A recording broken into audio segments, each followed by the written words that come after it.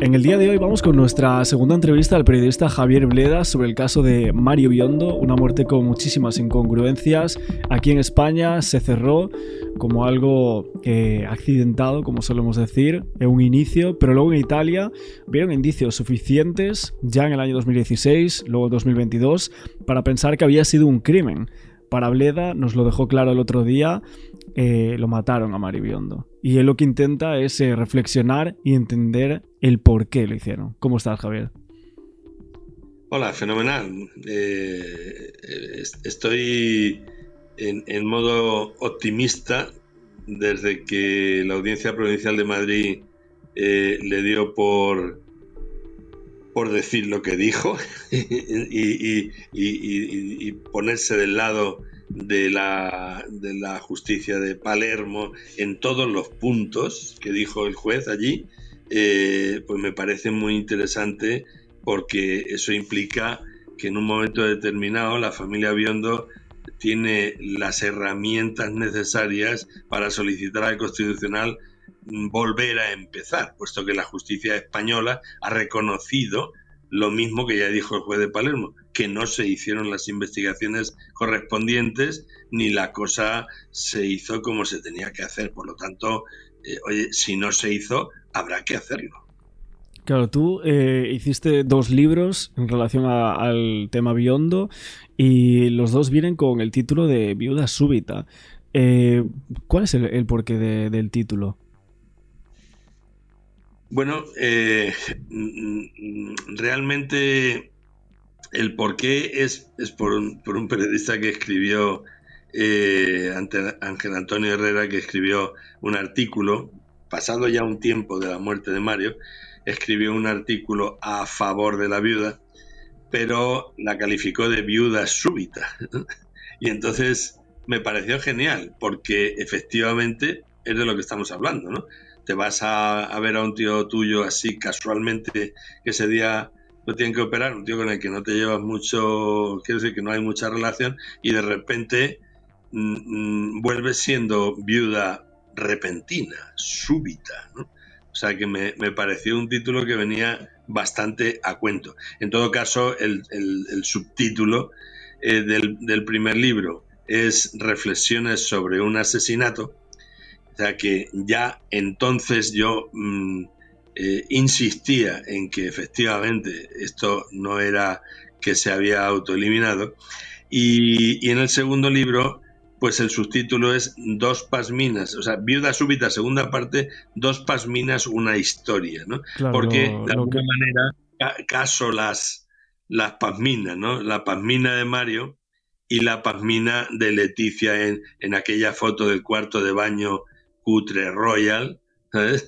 Que se hizo para mandarle a Jaime del Burgo, ¿no? Y como bueno, pues ella está íntimamente ligada a este caso por parte de marido, pues por eso ese subtítulo. Aparte de que el año 2013, exactamente a partir de la muerte de Mario Biondo, fue el año más crítico desde que ambos se conocen, Felipe y Leticia, fue el año de más su crítico relación, en su ¿no? relación. A punto estuvieron de romper. Claro, es llamativo que justo suceda a la misma vez y de hecho tú colocas lo de Dos Pasminas, ¿no? En el subtítulo de tu libro y claro, eso llamaba la atención porque creo que el tema de Leticia Jaime del Burgo fue un bombazo hace 1 año y medio, ¿no? Si no me equivoco, empezó ahí toda esa vorágine de medios, etcétera, hablando de esto y aparte tú ligas este escándalo mundial en la corona con el tema de la aparición de esa fotografía en Netflix de se está protegiendo a esta persona, ¿no? Jaime del Burgo, de hecho, no quiso protegerlo mucho, ¿no? No, de hecho Jaime del Burgo es mi héroe. Mi héroe no porque se acostase con Leticia, que eso lo puede hacer cualquiera visto lo visto, sino porque en un momento determinado el periódico Clarín de Argentina le hizo una entrevista, buenísima la entrevista, y Jaime va y dice, porque es que no me acuerdo exactamente ahora mismo, pero me imagino que el periodista le diría que si siendo usted amante de tal, y él corrigió, dice, no. La relación de pareja era entre Leticia y yo. En todo caso, el amante Era sería Felipe. Felipe. Yo, mira, eso estoy a punto de hacerme una placa así con eso y colgármelo encima de mi cama, ¿no? Pero no porque sea Felipe ni nada, ¿no? Sino porque de todos los descaros que he visto en mi vida, este es el que más me ha hecho reír. Es fantástico. Te pongo los cuernos y aún encima te digo que era mi mujer, que no era la tuya, que el amante eras tú, que eras el marido. Eso es fantástico. Oye, pero ¿realmente tú crees que Jaime del Burgo podría querer o llegar a desvelar algún tipo de secreto del caso de Mari Biondo? ¿Que él sepa algo más? Sí, Jaime del Burgo, no sé, sinceramente no tengo ni idea. Puede que sepa muchas cosas de muchas más cosas aparte de Mario Biondo, ¿no? De muchas más cosas. De hecho, cuando la gente se pregunta ahora, yo también me lo pregunto, ¿por qué este silencio cuando había anunciado un documental o una película y un libro y un no sé qué, y de repente se hizo el silencio? Pues por lo menos el silencio al respecto de Leticia, no sé si estará en otras cosas. Yo se lo achaco a que puede haber dos líneas, ¿no? Una, que su mujer actual, con la que tiene una niña y el tío de repente ha descubierto que puede llegar a ser feliz con ella, y que la mujer le dijera, oye, tío, de verdad, ¿no crees tú que ya está bien? Ahora estás conmigo, en fin, dos personas adultas hablando, ¿no? Ahora estás conmigo, tenemos una niña, Sí. deja ya ese rollo porque me molesta en lo personal, ¿no? Eso, una posibilidad. Otra posibilidad, obviamente, que no podemos dejar de lado, es que le dieran un toque de tal manera, no con dinero, no creo, pero que le dieran un toque de tal manera que se lo tomase en serio. Es decir, oye, mira, paso porque me hayas puesto los cuernos, ¿eh? Paso porque hayas escrito y lo hayas desvelado todo, pero ya lo que no voy a pasar es por aquí, ¿no? Y entonces que aún encima hagas libros, hagas documentales, hagas lo que sea. Y entonces yo creo que si le supieron dar el toque y él entenderlo, pues ahí se paró todo, ¿no? Pero ahora mismo tengo esas dos posibilidades en la balanza, ¿no?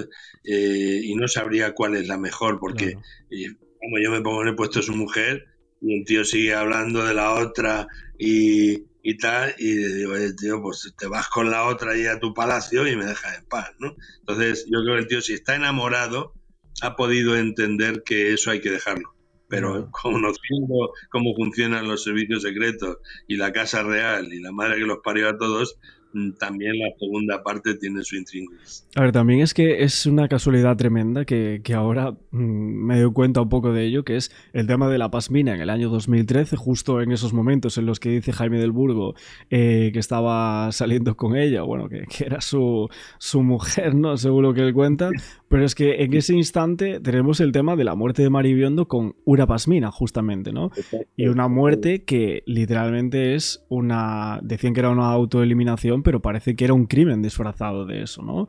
Entonces, ¿tú crees que puede estar ligado de alguna manera? ¿Es un gag, por así decirlo? Bueno, de hecho, lo he puesto de subtítulo en mi libro. Es decir, que realmente a veces los mensajes a navegantes son así. A veces los mensajes a navegantes. La historia de la Pasmina de Leticia no viene del momento que se hizo la foto. Viene de mucho antes que tenía la Pasmina. ¿Sabes? Y que Felipe se la encontraba desayuno, comida y cena en casa, la Pasmina para arriba y para abajo, ¿no? O sea, hay veces, como no sé si lo hemos llegado a hablar en otro momento, por ejemplo, el famoso vídeo de Pedro J, del que Sí, me eh, habías comentado, sí. del que yo soy conocido por haber sacado el este.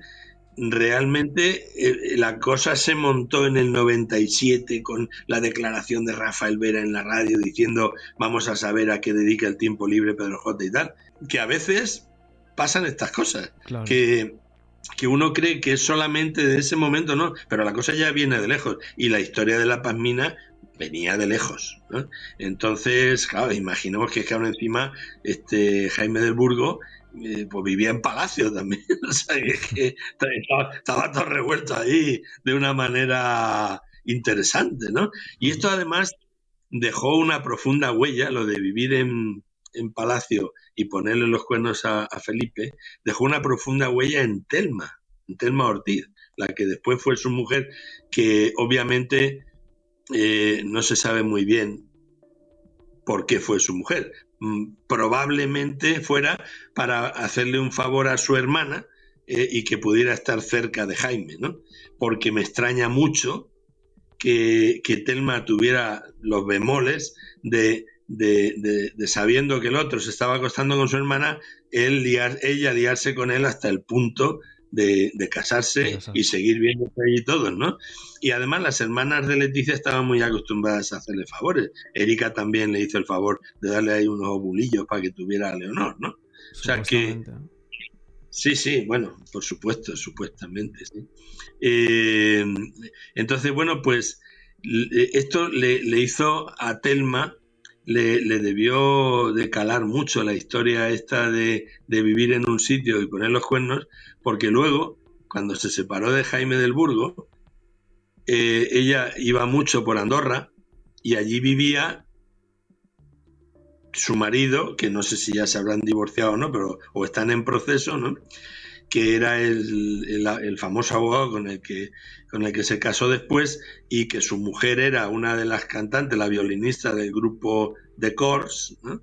Y bueno, pues iba a dormir allí a la casa. Ella los conoció a ellos como matrimonio. Iba a dormir a la casa, cenaba allí, jugaba con los niños de ellos y tal y cual, y al final se lió con el marido y se lo quedó para ella, ¿no? O sea, debe ser que aprendió mucho de Jaime del Burgo.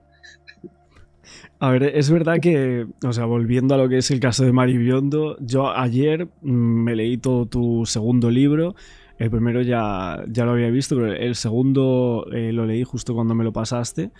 Y bueno, tú colocas una cita de Santina Biondo del Corriere della Sera del 3 de agosto de 2022 que dice: mi hijo sabía demasiado, ¿no? Esto es algo que tú piensas de lo que es el caso de Mari Biondo, también en relación a las palabras de la familia.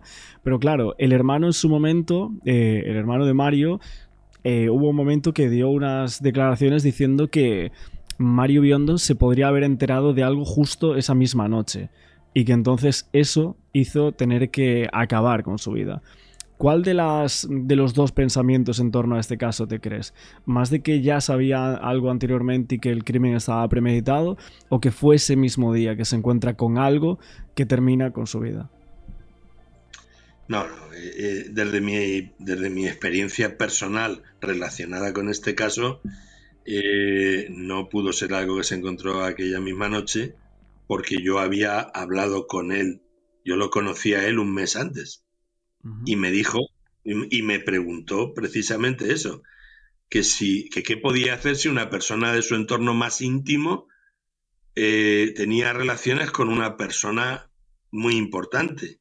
Yo le pregunté cómo de importante y dice, máximo, nadie por encima. Eso fue 3 o 4 semanas antes de su muerte. Por lo tanto, no pudo ser algo que se encontró aquella noche. Luego, por otra parte, también está el hecho de que la viuda y el primo de la viuda borraron 900 gigas del ordenador de Mario. No era algo seguramente que es... No te encuentras 900 gigas de repente y tal, a no ser que los estés descargando de algún sitio. Pero según el primo, en declaraciones a los fiscales, eran fotos y eran vídeos, lo que borraron del ordenador de Mario.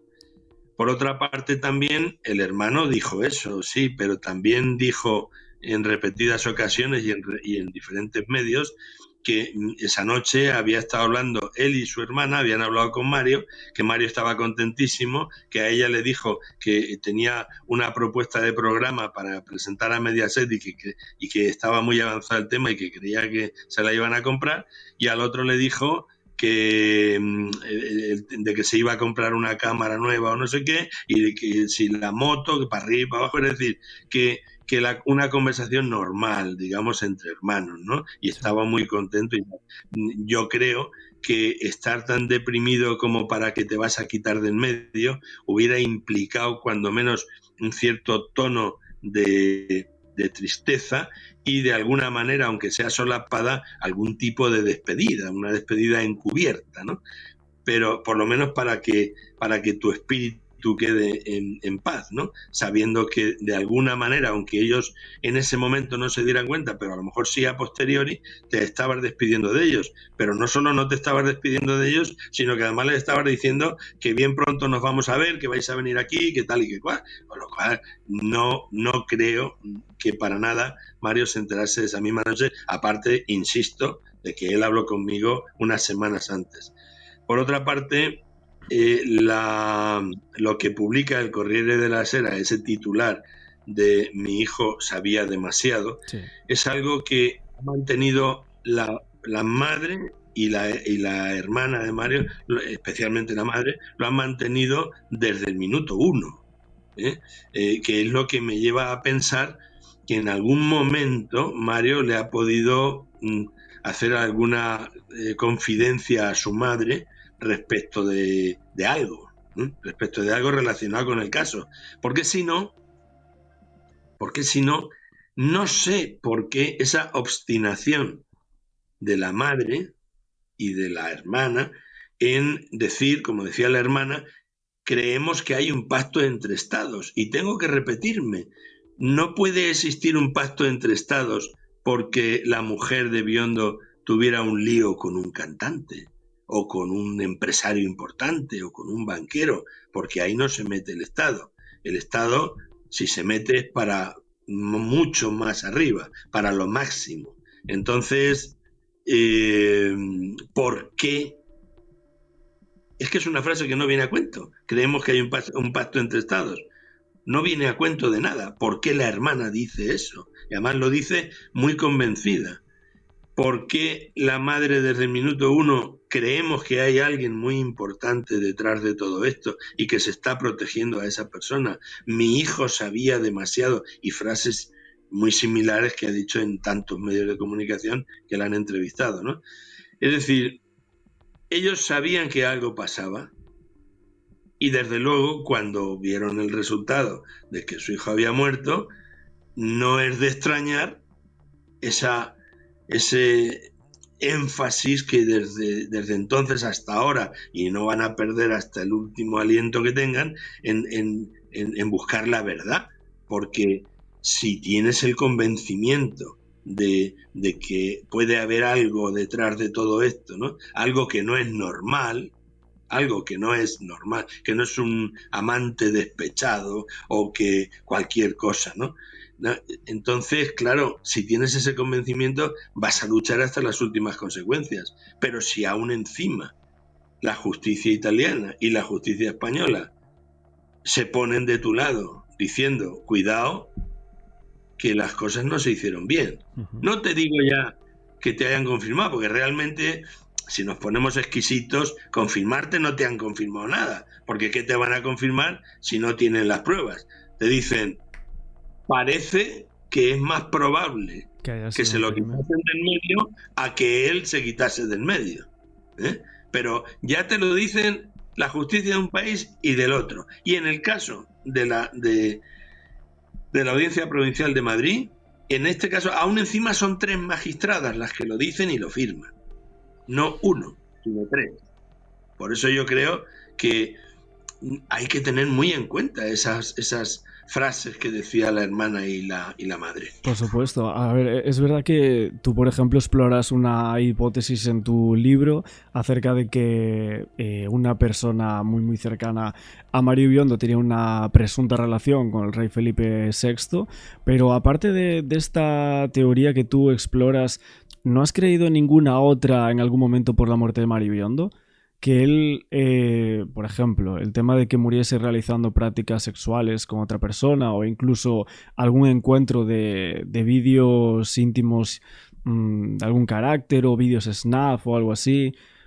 ¿Alguna de esas teorías en algún momento las llegaste a pensar?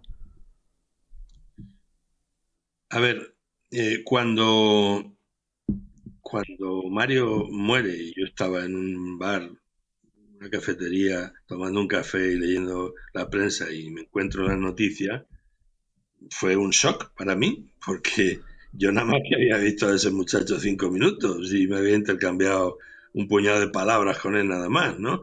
Pero, claro, no eran palabras normales viendo lo que había pasado. Una persona que viene y te pregunta eso y te pide consejo y te dice, creo que nos vamos a tener que volver a ver. Esa fue su despedida.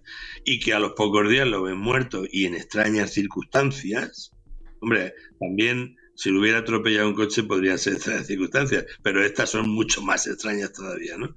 Claro, obviamente piensas de todo, ¿no? Y cuando sabes más de la noticia, cuando se cuela por ahí que podía ser un tema de un juego sexual, como parece ser que hacía su mujer con cierta frecuencia y que además lo había empezado a practicar en Inglaterra.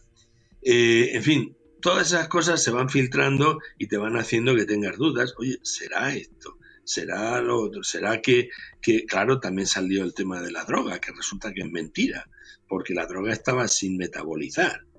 Entonces, cabe la posibilidad de que en ese golpe que tenía, que el forense español no fue capaz de ver, pues estuviera vivo todavía y le metieran droga en la nariz, y al respirar, porque todavía no estás muerto, la droga entra, pero esto me lo han explicado médicos, pero bueno, tampoco hay que ser médico para imaginarse esto. La droga entra porque respiras, pero después, inmediatamente después te mueres y no la metabolizas, ¿no?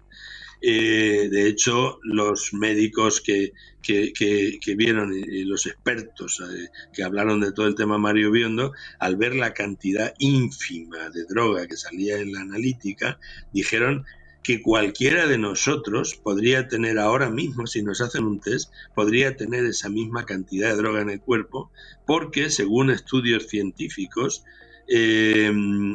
hasta el 95% de los billetes que tocamos llevan restos de droga, de la gente que los utiliza para esnifar. Hasta el 95%.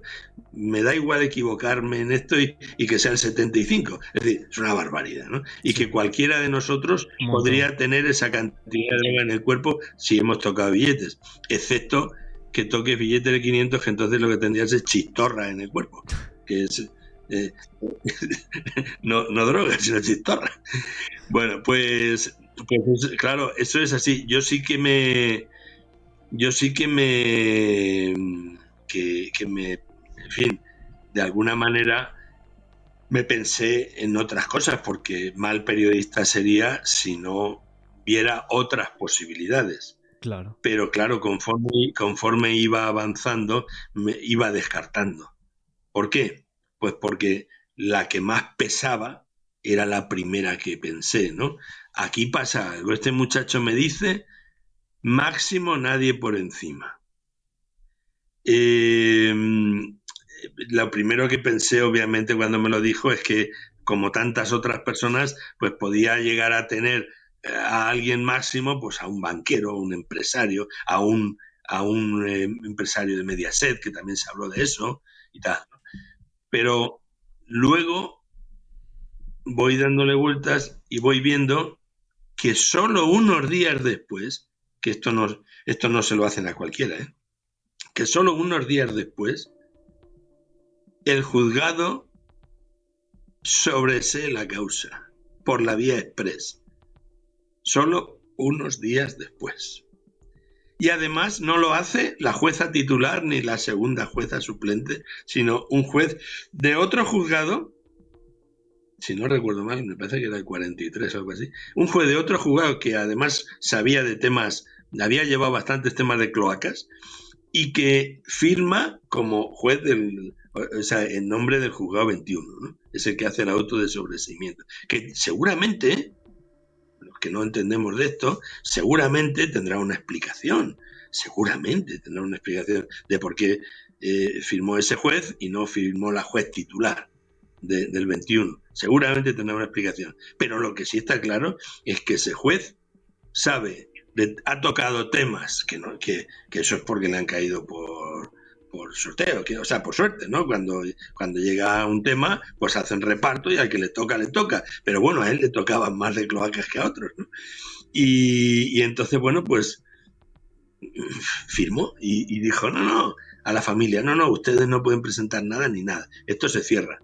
Lo que luego gente tipo Óscar Tarruella, que yo me parece que fue el que hizo una de las mejores investigaciones de este asunto, me refiero enfocándonos al lugar del crimen, ¿no? No ampliando el foco, sino directamente lo que es el lugar del crimen.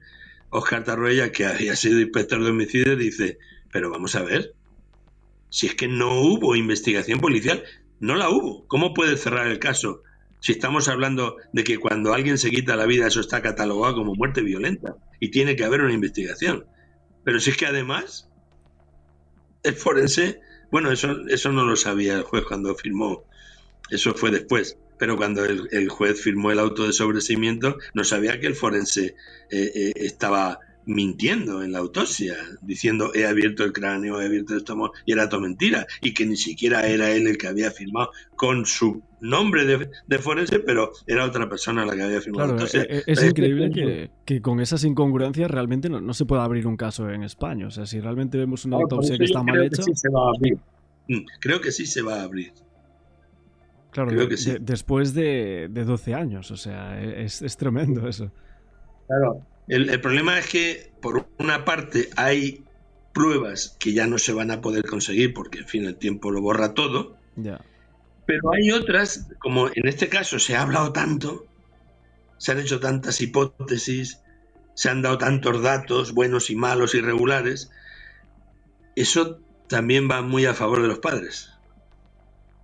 También va, o sea, muy a favor de que se pueda hacer algo, ¿no? Me refiero si se reabre el caso, ¿no? O sea, que no todo está perdido.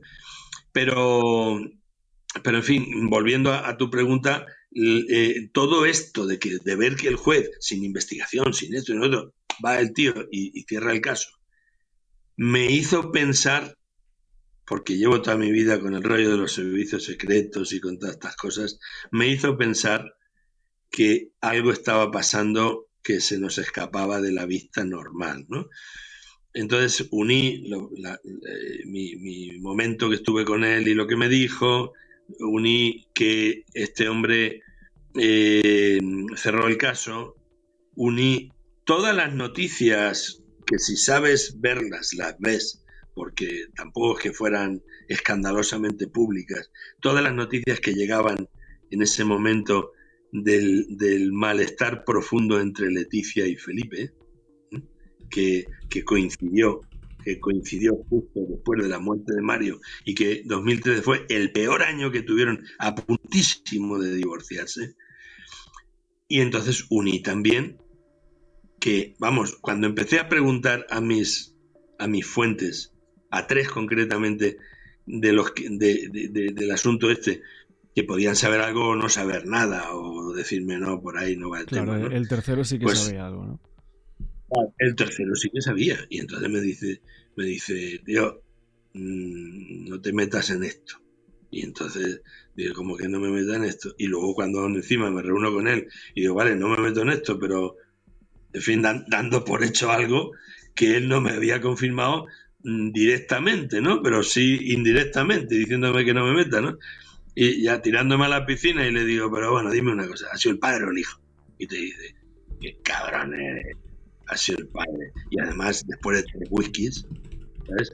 Pues obviamente le tienes que dar credibilidad porque esa fuente para mí era altamente creíble en todo lo demás que me había dicho de otras muchas cosas. Y era cloaca de las cloacas de los servicios secretos, a lo más bajo que puede haber en los servicios secretos a nivel de trabajos sucios, ¿no? Y bueno, pues empecé a ver y digo, vamos a ver, ¿por qué? ¿Qué puede pasar aquí? Y resulta que ya se estaba hablando de la abdicación. Resulta que con fuentes consultadas que entienden de diplomacia, te dicen, o de diplomacia, no, de monarquía y tal, dicen, sería terrible, porque yo les preguntaba, no les decía por qué. Decía, yo le decía, oye, ¿y si de repente pasara algo, alguna bronca, algún escándalo que Felipe no pudiera hacer?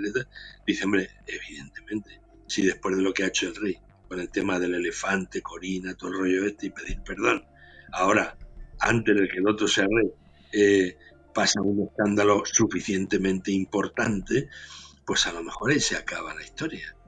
O a lo mejor Felipe se tiene que echar a un lado para que siga a su hija con un tutor legal, claro, porque ella todavía no tenía 18 años, ¿no? Y eso te hace ir atando cabos. ¿Por qué si hubiera una relación entre Felipe y Raquel iban a llegar tan lejos? Pues porque lo que estaba en juego era la corona. Si no, no hay otra explicación. No puede ser. No estamos hablando de amantes cualquiera, no estamos hablando ni siquiera de Jaime del Burgo, porque además en el caso de Jaime del Burgo, la que se acostaba con él era la reina, no el rey, ¿no? Que podía haber sido el rey también, pero en este caso era la reina. Bueno, por eso yo entiendo que mi cabezonería en seguir por esa línea hasta que me perdí. Hasta que fui anotando después lo de creemos que hay un pacto entre estados, creemos que hay alguien importante detrás, y cuando ya todo eso lo tenía asimilado, ya dije, no puedo seguir, estoy bloqueado. Hasta que llegó el famoso documental de Netflix con ese titular encima de la cabeza de Felipe diciendo, claro, digamos que se está protegiendo a esta persona. Oye, pero antes me hablabas de Mediaset, que justo la imagen que cojan ahí de Felipe VI y Leticia Ortiz entrando sea a Mediaset.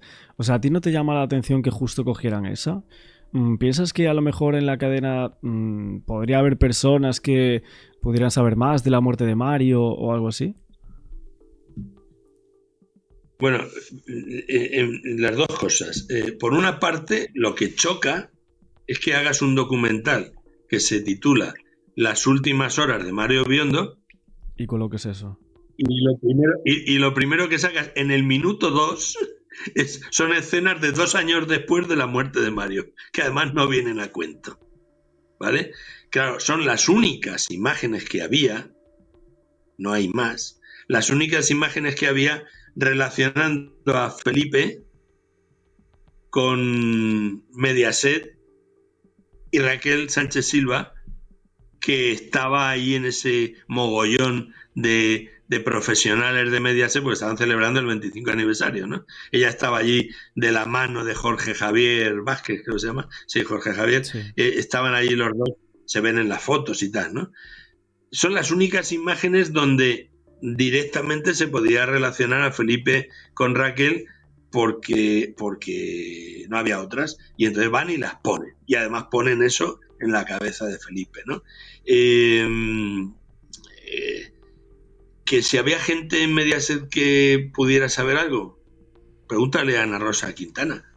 Ana Rosa Quintana sabe perfectamente la movida y sabe lo que ocurría allí, porque ella no solamente está en Mediaset y es un semidios, una semidiosa allí, sino que cuando dijo lo de que eso que le grabó Villarejo, que dijo, ella está como una cabra, pero ella está loca como una cabra, hablando de Leticia. Y acto seguido dijo, y el tontolaba del otro, de Felipe, no se puede, no se la puede quitar encima, no se puede divorciar de ella por todas las cosas que sabe. Ahora está diciendo, porque le habrá visto la oreja al lobo, le está diciendo, no hombre, no, Raquel, en fin, Raquel, buena chica, tal. Pero ella sabe que una de las cosas que quiso decir con aquello de por todas las cosas que sabe Leticia era el tema de Mario Biondo. ¿Por qué? Porque no solamente se lo dijo al comisario Villarejo, también lo comentó en Mediaset, y la gente tiene oídos y tiene boca para contarlo después. Claro, lo que pasa es que tú crees que alguien más sabe de esa presunta relación y por eso alguien puso ahí esa foto a conciencia. O sea, alguien de las personas que está detrás de este documental, nos vamos a imaginar que sabe algo más de esa relación y justo en ese minuto coloca ahí. Claro, evidentemente, Guillermo Gómez Sancha y Luis Velo Puig Durán. Esas dos personas, que son los accionistas principales de la productora que hizo el documental, esos dos son los que saben. Ahí tienes en el documental a Guillermo Gómez Sancha, que parecía el protagonista, digamos, las últimas horas de Mario Biondo y todo lo que tiene que contar Guillermo Gómez Sancha, se podía haber llamado el documental, porque era el que más salía explicando y dejando, tirando por tierra a la familia Biondo, dejándolos como que no habían podido superar el duelo. Pero evidentemente, ¿quién hace el documental? ¿Quién hace una sociedad de paja para que la familia Biondo pique? Y los peritos y los abogados picaron todos. ¿Quién hace el documental? O sea, ¿quién hace esa sociedad? Él y su socio. ¿Quién hace el documental propiamente dicho y contrata a María Pulido de directora y tal? Él y su socio. ¿Y quién se lo vende a Netflix? Él y su socio. Es decir, que las personas, en última instancia, responsables de que ese letrero encima de la frente de Felipe, digamos que se está protegiendo a esta persona en el minuto 2 del documental, porque luego esa misma escena se repite en uno de los 3 capítulos, pero ya no sale esto, ¿no? Entonces, las personas responsables son ellos. Hombre, si tuviéramos que ponernos técnicos, la persona responsable sería la directora, ¿no? Pero quien sabe lo que pasa, quien permite que eso sea así, quien lo permite es Guillermo Gómez Sancha y su socio Luis Velo Puig Durán. Son ellos los que lo permiten. Y no estamos hablando de cualquiera, gente con unos contactos brutales. Que Luis Velo fue director general de Movistar Televisión, que fue el niño bonito de César Alierta, el presidente de Telefónica, que lo quiso meter a la fuerza de CEO del Grupo Prisa, que no es cualquier cosa, que hablamos del Grupo Prisa y de meter a este tío de CEO del Grupo Prisa. Es que estamos hablando de cosas muy gordas que están ahí relacionadas absolutamente directamente con el caso Biondo. Ahora, es cierto que en su momento, cuando salió el documental, apareció como varias noticias en medios de comunicación que decía: Raquel Sánchez Silva se desliga completamente del documental de Netflix, ¿no? No quiere saber nada, no quiere aparecer, no tiene absolutamente ninguna participación, ¿no? Lo que pasa es que la familia Biondo creen que realmente sí hay breves participaciones de Raquel Sánchez Silva desde la sombra, ¿no? ¿Tú crees que esto es cierto? Sobre todo ese apartado final con el arco que dice la madre, que justo nosotros tenemos un correo que supuestamente es de la propia Sánchez Silva, donde se aprecia que le dice eso a la madre, o sea, las mismas palabras. Pues hombre, es que eso de correo es demoledor. Esto es una frase o varias frases que se sacaron ahí para cerrar el documental, y eso es algo que había escrito ella a la madre. Entonces ahí están las fechas de los correos para verlo. Eso es evidente. Pero además, por mucho que ella no quisiera participar, porque ya sería el colmo, que tú, viuda, participes en un documental que va a denostar el honor de tu marido y la imagen de tu marido, mucho más de lo que tú ya has hecho. Porque ella fue la primera, que, como le dicen los fiscales en el interrogatorio, pero diga, usted dice y firma en la policía que una cosa y aquí dice la otra. O sea, por un lado, que sí, que yo lo he visto tomando drogas, que tomaba drogas habitualmente tal, que no, yo no he visto nunca a Mario tomando drogas, pero ¿en qué quedamos? ¿En qué quedamos?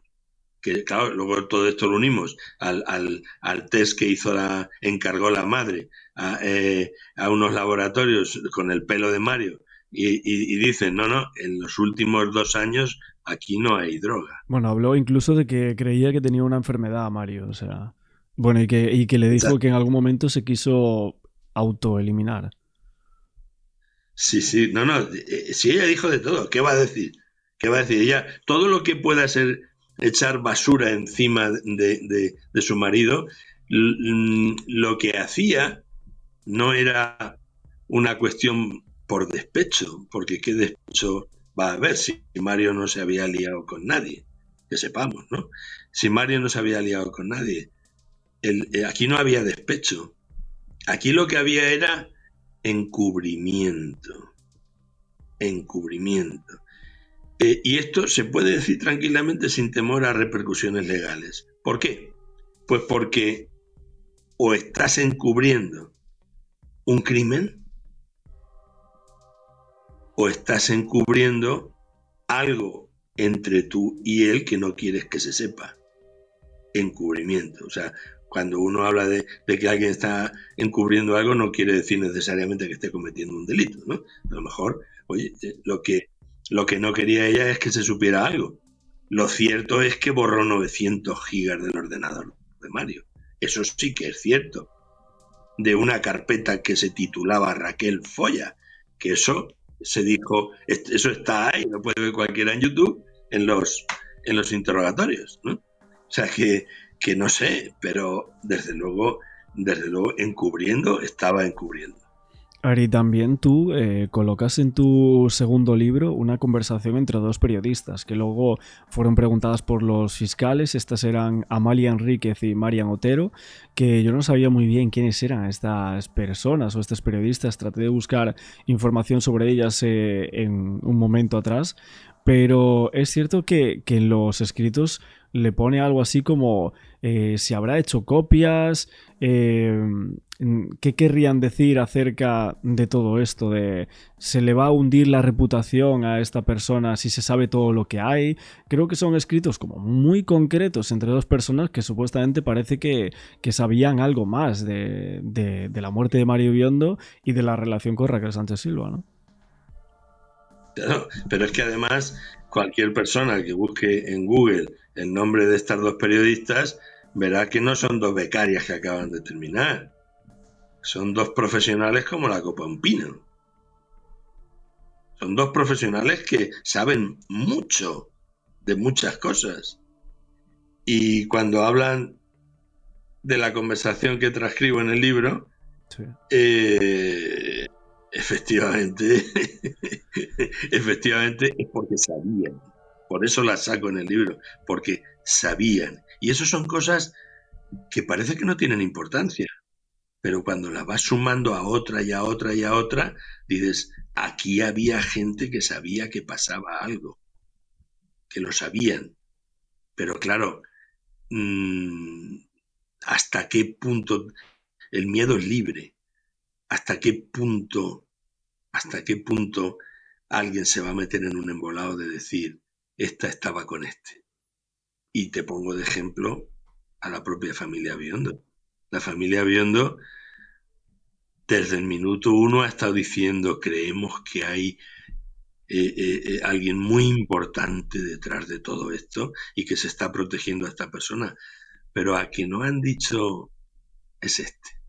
A que no han dicho, jamás habrás oído a la familia Biondo nombrarme a mí, ni nombrar el libro de Viuda Súbita. Ni una sola vez. ¿Por qué?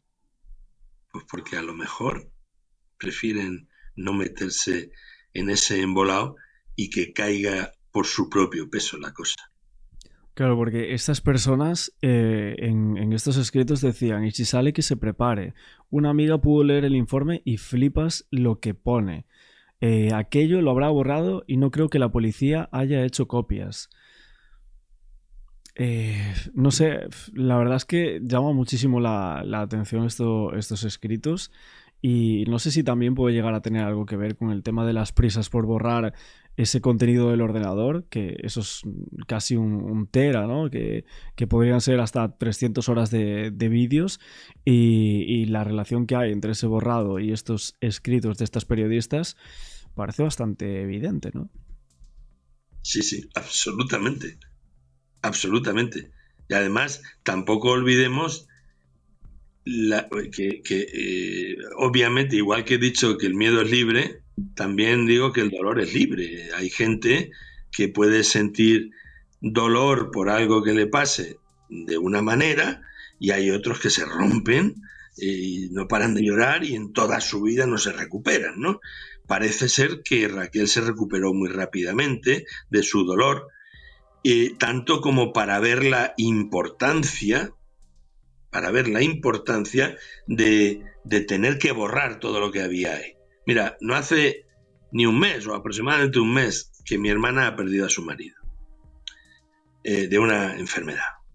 Quiero decir, de una enfermedad es importante decirlo porque lo ves venir, ¿no? No es una sorpresa, no te conviertes en viuda súbita. Lo ves venir y además ya te han dicho los médicos, y a él también, ¿no? Que no había ninguna solución. Y aparte, pues, mi hermana es mayor que yo y, en fin, llevaban toda su vida juntos y era, en fin, una relación profunda. Y hablo con mi hermana un mes después y está como perdida. Dice, no sé qué hacer, es que era mi marido, es que lo quería mucho, es que estoy perdida, en fin, dolor. ¿Y cómo llevas los temas, estos rollos legales, historias, tal y cual? Dice, es que no puedo ocuparme de eso, estoy perdida, no me puedo ocupar ahora de esas cosas hasta que me recupere un poco, ¿no? Y hablamos de cosas que antes o después las tienes que hacer por ley, ¿no?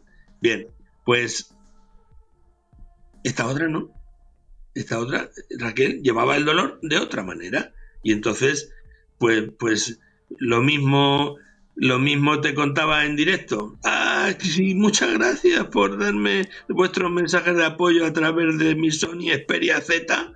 Lo mismo te decía eso, que se iba de vacaciones y salía partiéndose de risa con las amigas, que se dedicaba a borrar con el muerto todavía por allí danzando por el anatómico forense, se dedicaba a borrar cosas de porque a Mario Biondo no lo enterraron, o sea, quiero decirlo, no lo enterraron allí, estaba en el anatómico forense hasta que se lo llevaron, ¿no?, a Italia.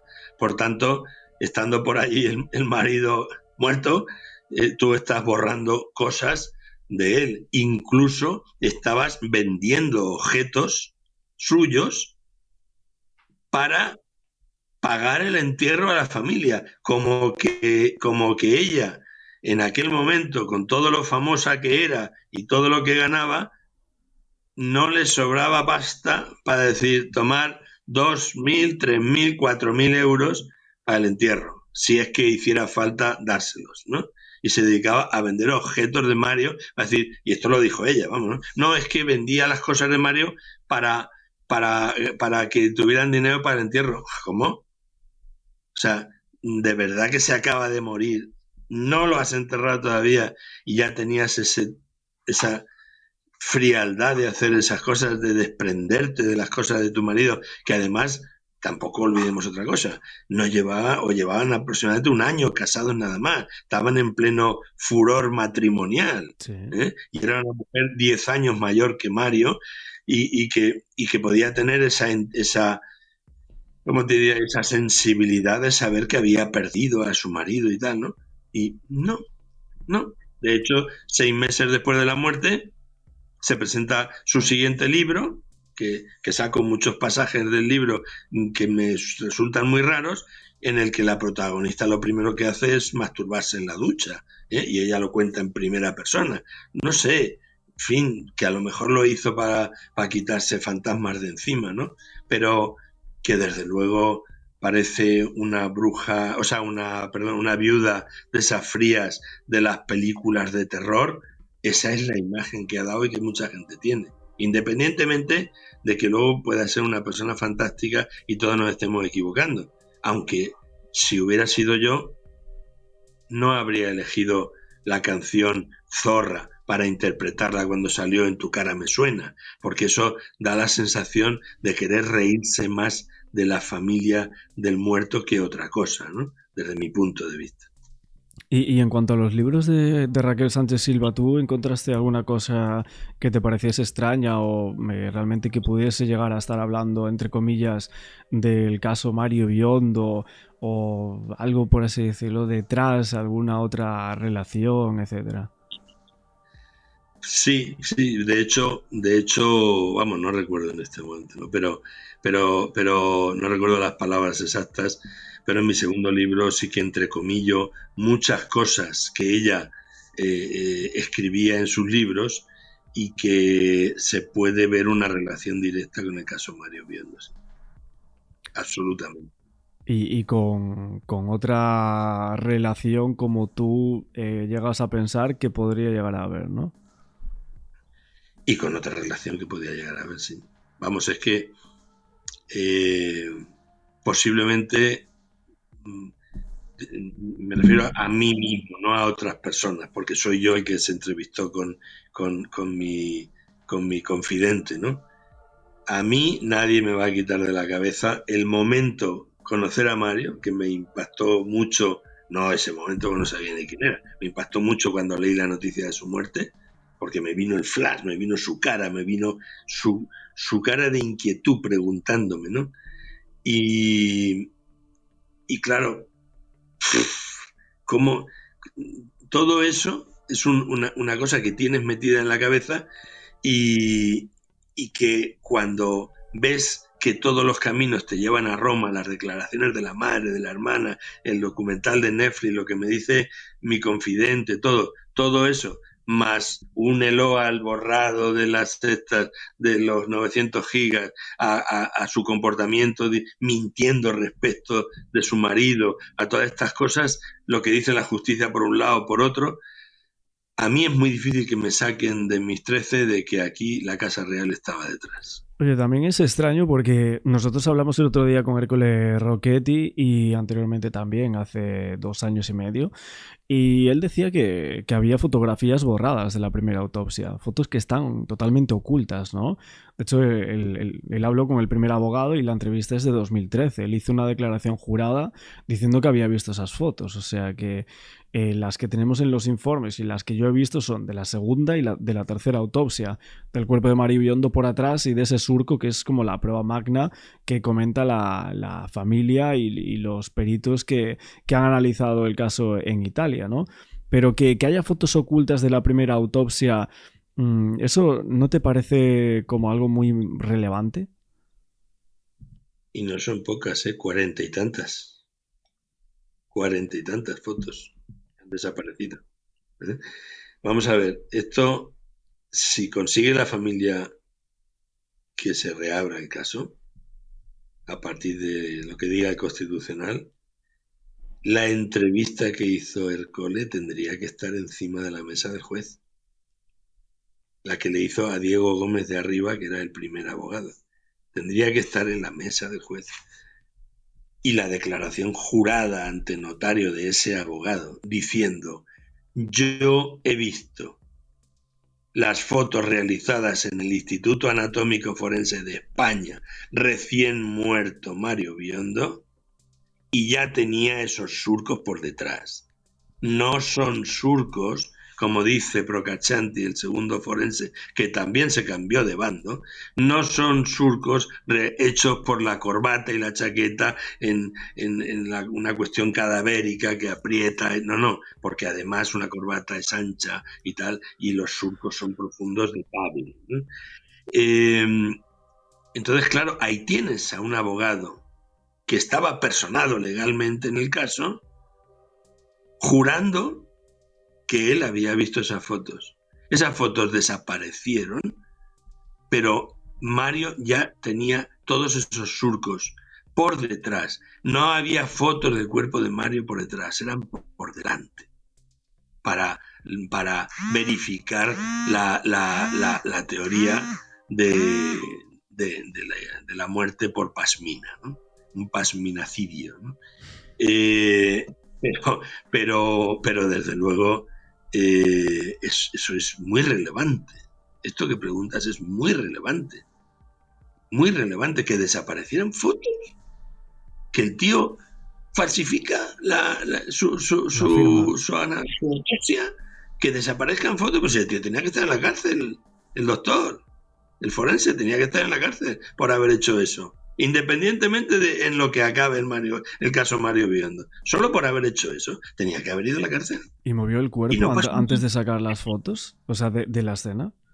Porque según lo que dice en sede judicial parece que que diga algo así como que mueve el cuerpo antes de sacar fotografías al cuerpo de Mario, porque en el informe dice que las piernas no estaban como aparece en las fotos. Sí, sí, por eso. Es que son una serie de incongruencias brutales. Una serie de incongruencias brutales. Y claro, todo esto es un suma y sigue constante. Lo Bueno, que aparte es que parecía que les diese igual, porque es que hay un fallo que me parece tontísimo, que es que entre los informes de la policía y del forense, uno dice que tenía el pantalón verde, otro dice que lo tenía marrón y a rayas, y otro que si tenía el pantalón de pijama a cuadros. O sea, son como errores que prácticamente es que les daba igual el caso y la muerte, ¿no? exactamente. Hombre, y la prueba la tienes en lo que dice Oscar Tarroya, el propio atestado policial de la Brigada de Homicidios Sexta. Es decir, más bien parecía, más que sexta, parecía Brigada de Homicidios Sexta. ¿Eh?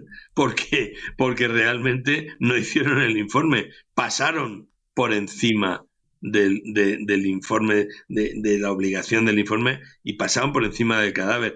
Mira, y esto hay muchos casos que podríamos hablar de ello, ¿no? Cuando se quiere manipular algo, cuando hay órdenes concretas, cuando alguien que está muy por encima de ti te dice, esto trabájamelo rápido, no te metas ahí, haz esto, tal. Es que no se puede explicar que hablando de funcionarios, precisamente todos los funcionarios más tontos de España se concentrasen todos en el caso Mario Biondo. No puede ser, porque ya sería un tema para verlo a nivel científico, ¿no? Con ordenadores cuánticos y todo eso, ¿no? ¿Por qué de todos los funcionarios que hay en España que se dedican a hacer estas cosas de investigaciones, de homicidios, de forensía, de juzgados y tal, de repente se han juntado los más tontos y han hecho mal su trabajo, como policías, como médicos, como jueces, como secretarios judiciales, como todo? No, hombre, no. No, hombre, no. No es que seamos muy listos, pero tontos del todo tampoco somos. Por tanto, como decía Oscar Tarroya, decía, yo no soy de los que me gusta hablar del término mano negra, porque en mis informes nunca lo utilizo, Pero en este pero caso... debo reconocer que en este caso sí que creo que hay una mano negra que mueve los hilos. Oye, pero ¿tú sabes qué le pasó a Oscar Tarroya? ¿Crees que está amenazado por todo lo que él investigó en este caso? Porque ha desaparecido completamente de redes sociales. De hecho, él dijo que iba a dar una exclusiva tremenda en estos últimos meses, que iba a cambiar el caso de Mario, y de repente ha desaparecido de la faz de la Tierra, ¿no? Pues no estoy en la cabeza de Oscar Tarroya y no sé lo que le ha pasado, ¿no? A veces, cuando te dedicas a estos temas, a veces te dan ganas de dejarlo todo, a mí también. O sea, a veces te dan ganas de dejarlo todo y dedicarte a, no sé, eh, mis hijos dicen que están muy buenas las pizzas que hago, ¿no? Lo mismo monto un puesto de pizza y me gano la vida vendiendo pizzas y no me juego nada, ¿no? El otro día le comentaba a mi hija, estaba desayunando ella, tiene 13 años, y estaba viendo, este sábado pasaba además, y estaba viendo a un youtuber. Y resulta que el tipo, no me acuerdo ahora mismo cómo se llama, pero que el tipo estaba jugando y comentando un juego. Simplemente comentando, que se llama The Butterfly. ¿Vale? Y, y me quedo así mirando un momento lo que salía en la pantalla, pues estaba en la tele, y digo, pero entonces este tío, ¿qué hace? Simplemente comenta el juego. O sea, está jugando y comentando el juego. Ujú. Dices, pues como Vegeta, como el otro, juegan y comentan los juegos y tal. Y miro Y digo, a ver, como ahora yo también soy medio youtuber, desde que me ha abierto el canal, miro y digo, coño, yo soy imbécil, pero un profundo imbécil. Vamos a ver, yo tengo ahora 7.000 seguidores. Y me doy con un canto en los dientes, porque no esperaba tener ni 100. Solo tenía a uno de mis hijos de seguidores cuando empecé hace unos pocos meses. Yo tengo ahora 7.000. Me juego en todas las cosas que hago, por lo que dices de Oscar Tarroya, me juego la vida, me juego la cárcel, la libertad, me juego muchas cosas. Y ahí estoy con 7.000 seguidores y encantado y agradecido. Para mí me parecen muchísimos. Nunca imaginé que iba a tener tantos. Pero me juego el tipo por todas las cosas que he hecho durante toda mi vida como periodista canalla de línea dura. Y este cabronazo del juego, 38 millones de seguidores. Por salir ahí en un recuadro diciendo, y ahora estoy aquí y tal, y yo me quedo mirando el juego y había un perro decapitado, y había no sé qué y tal. Digo, 38 millones de seguidores por hacer el gilipollas. Y yo, jugándome la vida y sacando basura de debajo de las alfombras del Estado, 7.000 y agradecido, y no creo que vaya a tener mucho más, pero y agradecido, ¿no? Entonces, hay algo que falla en toda esta estructura de la sociedad. Bueno, al Hay algo que final falla. cada uno estamos en un punto, una motivación. Nosotros, a ver, también sacamos por aquí vídeos, podríamos hablar de cualquier cosa y al final es lo que le interese también a la gente, ¿no? O sea, los casos y los temas que la gente quiera escuchar, ¿no? Ahora estamos con el caso Mario Biondo, Alcácer también es un mundo tremendo que alguna vez hablaremos contigo sobre él. Y aparte de, o sea, centrándonos en el tema Biondo, a ti, por ejemplo, que se sacaran informes al poco tiempo de la muerte de Mario Biondo, que no estaban como informes oficiales, diciendo que había ido a un puticlub, que había estado con varias mujeres de ese sitio, que había sacado 150 euros para ir allí. Todo eso que se hace a posteriori, ¿a ti te sugiere un planteamiento de que realmente las personas que iban a ir allí luego ya sabían que tenían que hacer eso para que se quedase en el imaginario colectivo del caso y de que Mario era una mala persona y de que había hecho todas esas cosas, ¿no? Hombre, los padres de Mario fueron al mismo puticlub y la cara de Mario no es la mía. Es decir, a lo mejor las fulanas estarían deseando que yo me fuera del puticlub para borrar mi cara de su imagen, ¿no? De su retina.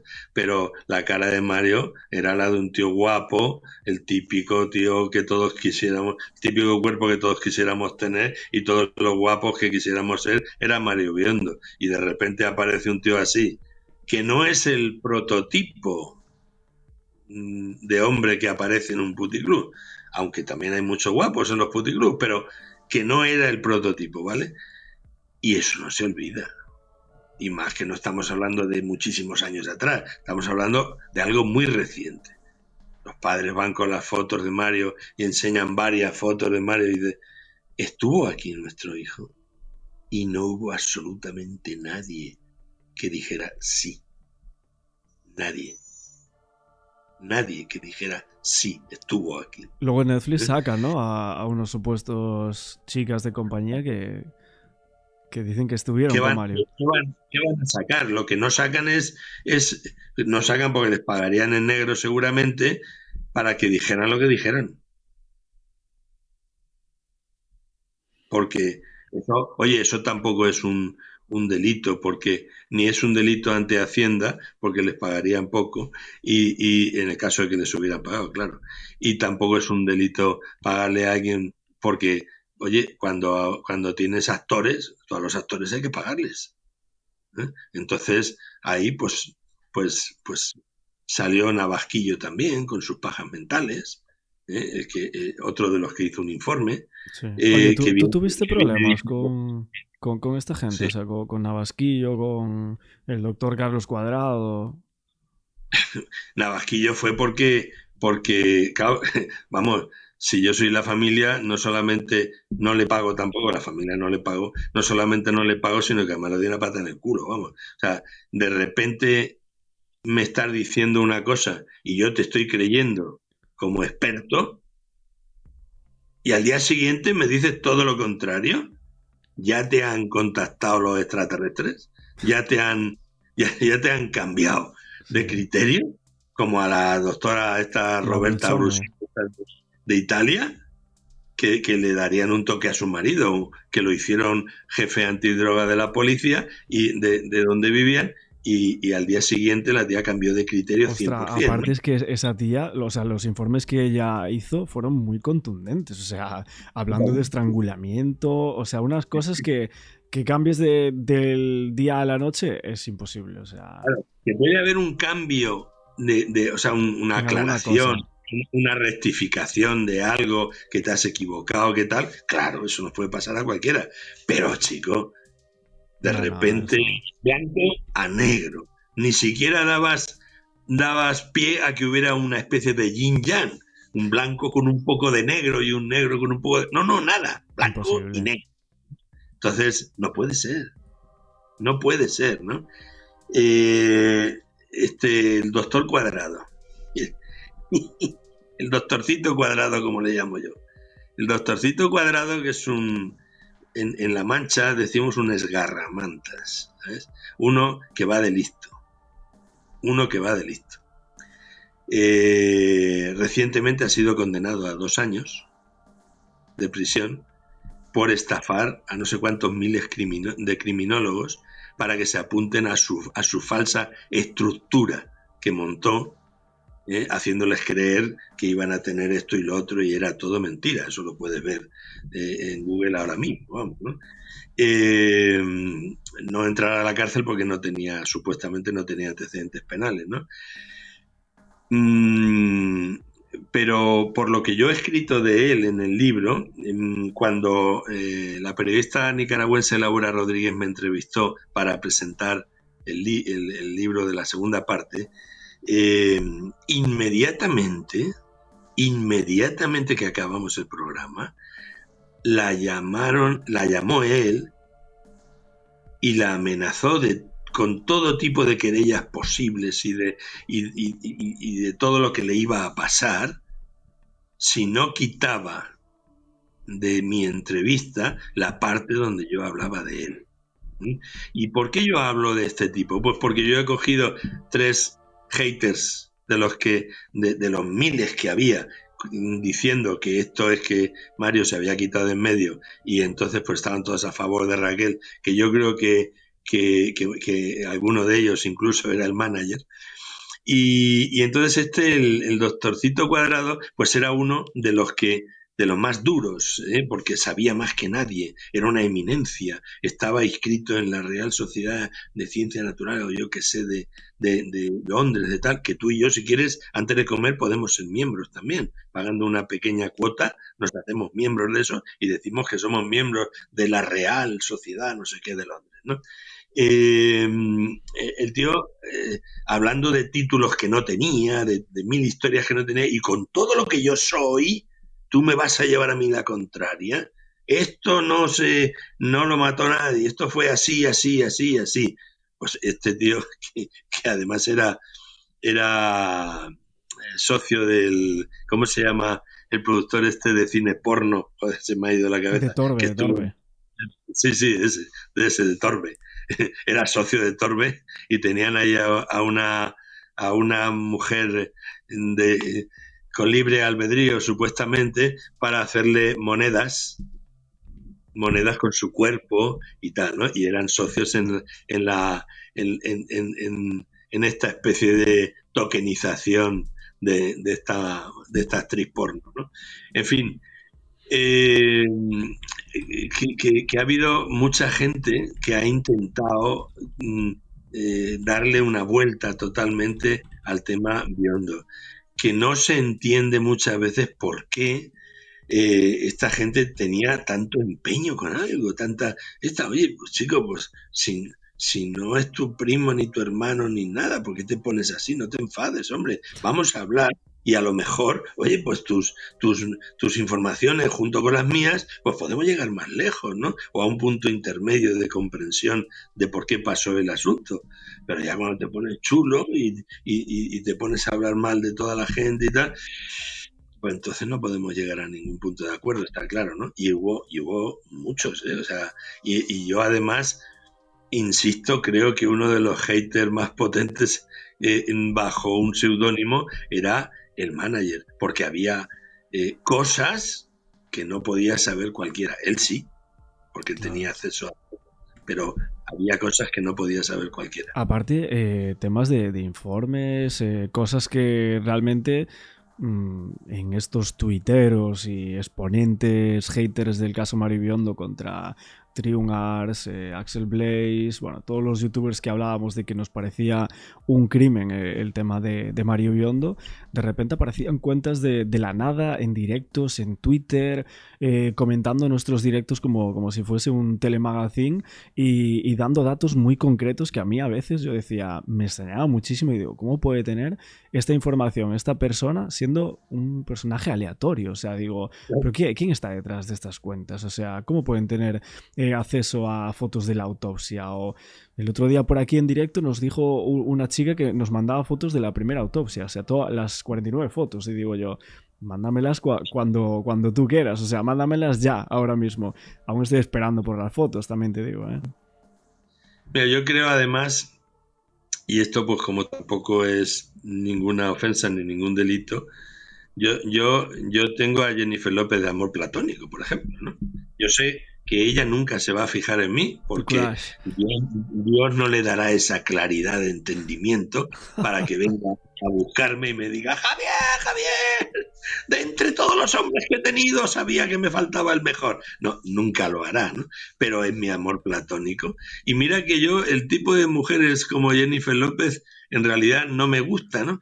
Pero fue una vez que gasté una broma por escrito en uno de mis artículos que desmentí que Jennifer López se había separado de Marc Anthony, me parece, y desmentí que lo hubiera hecho por mí, ¿no? Pero que se notaba la ironía, ¿no? Pero resulta que no todo el mundo pilló la ironía y empezaron a escribirme diciéndome, pero tú qué te has creído, Jennifer López se va a fijar en ti, no sé qué, no sé cuánto, ¿no? Bueno, pues yo sí que creo que el manager, y con todos mis respetos hacia su esposa si está casado, yo sí que creo que el manager tenía a Raquel Sánchez Silva como amor platónico. Yo sí que me lo creo. Y esto no es malo, oye, es algo bonito, romántico, ¿no?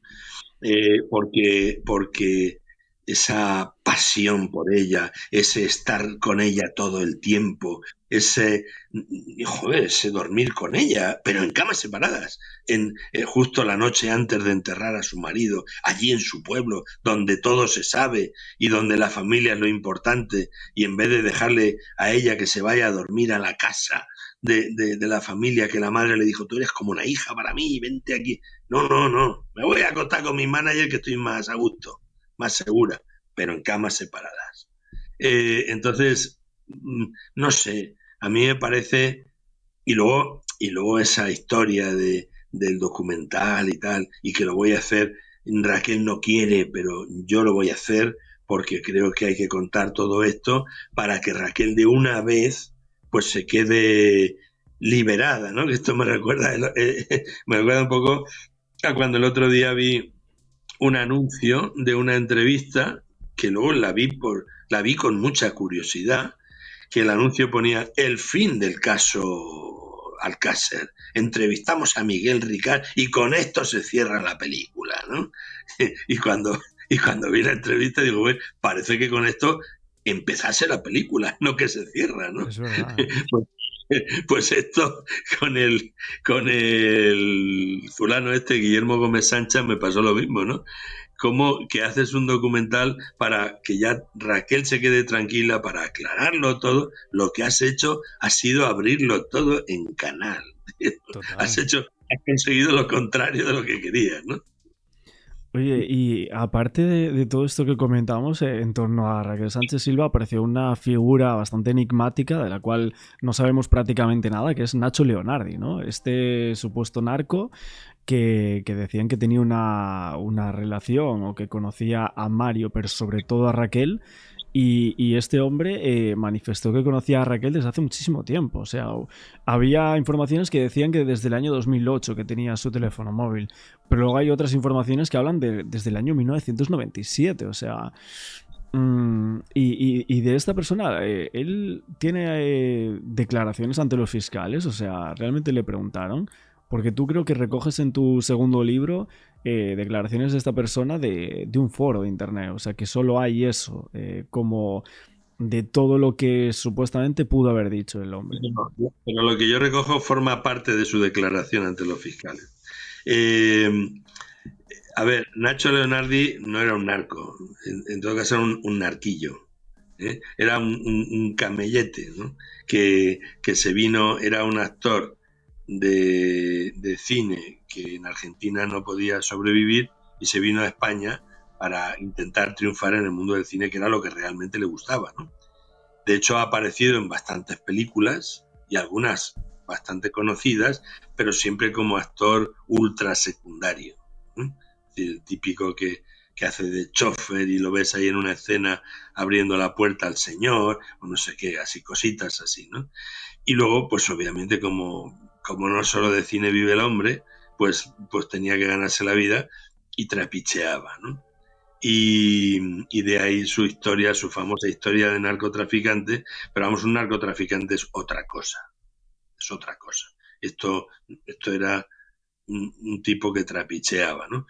Y entonces él conocía a Raquel desde hace, no puedo decirte la fecha con exactitud, si fue antes de 2008. 2008 creo que es lo que se recoge en las declaraciones ante la fiscalía que él mismo hizo, ¿no? Pero en todo caso, bueno, pues tampoco me extrañaría que fuera antes, ¿no? Él iba mucho por un bar que se llama Moral, que está en Madrid, y eh, que bueno, pues allí va gente del cine, de la tele, de tal, y allí conoció a Raquel Sánchez Silva. Y como los fiscales le dijeron, oiga usted, los fiscales italianos, no usted, pero si el número de teléfono estaba desde hace muchísimos años en su teléfono, desde 2008 me parece que dijeron, y además hay mensajes que usted intercambia con el señor Leonardi. No me acuerdo yo no sé ni quién es, ni tenía mi teléfono ni nada. Y a Mario lo conoció un poquito antes de morir y porque se lo presentó ella. 6 meses antes, ¿no? De la muerte de Mario. Y lo que no quiere decir que Mario fuera cliente suyo, porque entonces, ¿en qué punto queda el análisis que le hicieron del cabello donde decía que no había droga en los últimos 2 años? Lo raro es que esa noche Mario llama a Nacho. O sea, una llamada de 3 segundos. ¿Y quién te dice que fue Mario? A lo mejor el hecho de que sea 3 segundos es para no darle al otro tiempo a contestar. Es para que quede registrada la llamada diciendo, ves, ha ido a por dinero y ha llamado al camello para que venga a traerle la droga o para comprársela donde sea, para quedar donde Lo sea. extraño es que ya es antes, o sea, es a las 8:30, porque los mensajes con sus hermanos son a las 11:30, más o menos. Es decir, hay, hay una serie de... Sí, sí, por supuesto, pero eh, eh, no sé, tú quieres droga y tienes un tío que te la suministra y la quieres comprar realmente. Y dices, voy a llamar a mi suministrador de droga para que me la traiga para quedar con él. Y haces una llamada de 3 segundos. Oye, de repente cuando estás llamando, pues alguien llama a la puerta o tienes otra llamada, lo que sea, y cuelgas. Pero cuando terminas de atender eso que te ha surgido, vuelves a llamar a tu camello, porque yo no me he drogado nunca, pero por lo visto los que sí se drogan, cuando tienen la llamada de la droga no pueden parar, tienen que consumirla, ¿no? Ya. Entonces, haces una llamada de 3 segundos y ya está, ya no más, ya no hay más llamadas, ya no más nada, pues no sé. Desde luego, eso es extraño. Oye, ¿por qué crees que no se filtran más partes de declaraciones de esta gente? O sea, por ejemplo, de Nacho Leonardi, de la vecina o de la asistenta del hogar, ¿no? Porque yo algunas veces he leído fragmentos como muy, muy pequeños y ya de solo esos fragmentos veo cosas como muy extrañas, ¿no? Sobre todo de la asistente que encuentra el cuerpo, pero de Nacho Leonardi es que prácticamente no hay nada. Si yo fuera la madre, y dado que tuvo las narices de colgar en internet las fotos de su hijo muerto, si yo fuera la madre, colgaba toda la documentación que tenía en internet. Ya. Para que le borraba, si quieres, algunos datos confidenciales o lo que sea, y todo lo que es las actuaciones que se han hecho, de por qué el juez cierra este caso, lo otro, todo lo que se ha hecho, yo lo colgaba en internet. Porque, oye, has tenido narices para colgar las fotos de tu hijo muerto para que la gente viera que era prácticamente imposible quedarse en esa posición, como ella hizo después, cuando hizo el vídeo colgándose con una pasmina, y menos mal que puso mantas, si no ahora no tendría el coxis, se lo habría roto, claro, porque cuando el esternocleidomastoideo está, los esternocleidomastoideos están ahí duros porque tú estás aguantando, porque estás consciente, es una cosa, pero cuando ya te falta el aire y no puedes respirar, te va la cabeza para atrás y te caes. Es muy difícil quedarte enganchado, salvo que ya estés muerto y te hayan puesto ahí. Por eso no caía nada de la estantería, y además se les olvidó bajarle los pantalones, ya que estamos hablando de juego sexual. No Ya. sé, en fin, eso ya es Pañuelos, el... ¿no? Que colocaran o algo así. Sí, claro, entonces, bueno, no sé, yo creo que desde luego quien lo hiciera se complicó mucho la vida para hacerlo, intentando hacer el crimen perfecto. Quien lo hiciera. ¿Eh? Cuando dice la gente, oye, pero esto no lo han podido hacer los servicios secretos, porque es que se ven muchos fallos. Pues te digo dos cosas. Los servicios secretos son más inútiles de lo que nadie puede llegar a imaginar.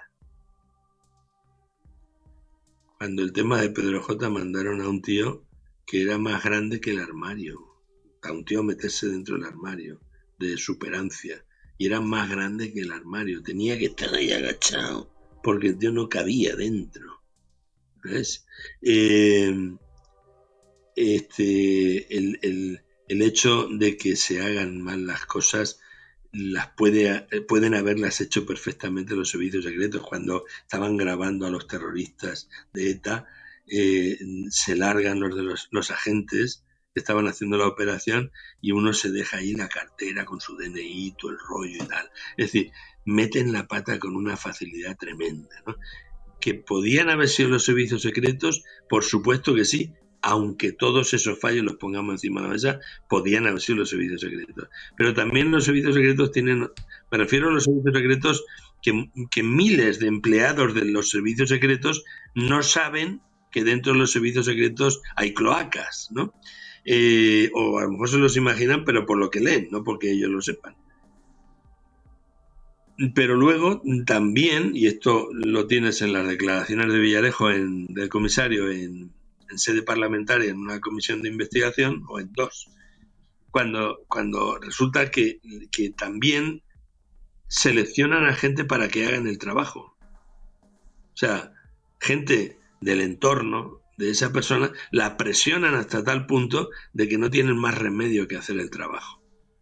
Y lo hacen con las instrucciones que les dan los otros o con su propia imaginación. Pero esto tenéis que pararlo inmediatamente. Cualquiera de las dos versiones me sirve. Aunque yo casi siempre soy más de que son los servicios secretos. Cuando la cosa está mal hecha, siempre pienso en los servicios secretos. Pero, y que me perdonen los de los servicios secretos, ¿no? Pero también es cierto que, en fin, la historia de que la puerta estaba cerrada con llave y tal, eso indica que quien entró tenía llave, pero bueno, es que las llaves se las puede dar a cualquiera y decirle, toma, hazte una copia, si tienes que entrar, hazte una copia, que yo me tengo que ir a hacer cosas. Ok, bueno, la verdad es que hemos comentado muchísimas cosas del tema Mario Biondo relacionado a muchas cosas, ahora servicios secretos, pero también la Casa Real, supuestamente, como tú dices, y las hipótesis que tú vas manejando a lo largo de esas 100 páginas de un libro, más del otro, el primero.